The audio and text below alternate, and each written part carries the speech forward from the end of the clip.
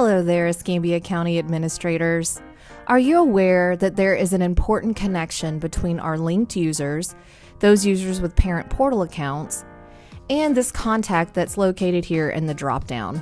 So for my example, I've got a test parent who does have a parent portal account, and that parent is selected in the contact dropdown.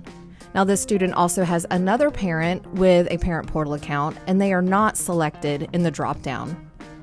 So why does this matter? Well, it matters because if there's no contact with the linked user, you might be having some miscommunication opportunities, even if that parent has a parent portal account. But don't worry, we have a report for that.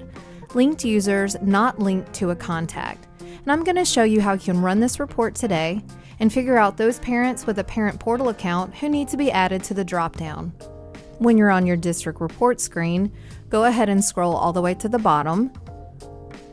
Click on Users, Parents, and Parent Errors. You're going to see your report appear. Click your green Run button, and then your report will generate. This one has 16 records with students and those linked users. Now remember, this linked user does have a parent portal account, but they are not selected in that contact dropdown. We're going to take a look at one in particular, Neville with his contact, John Smith. If we're on Neville's demographics, we do see that John Smith is a linked user and he's a contact.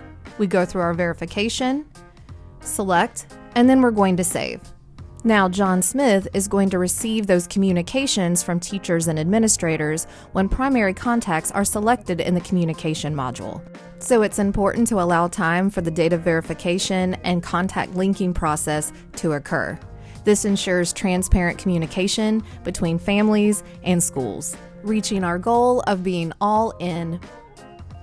Thanks for watching. Be sure to check out our recommended video that's here and fill out our content request form so we make videos that are just for you, because that is a Byte of Tech.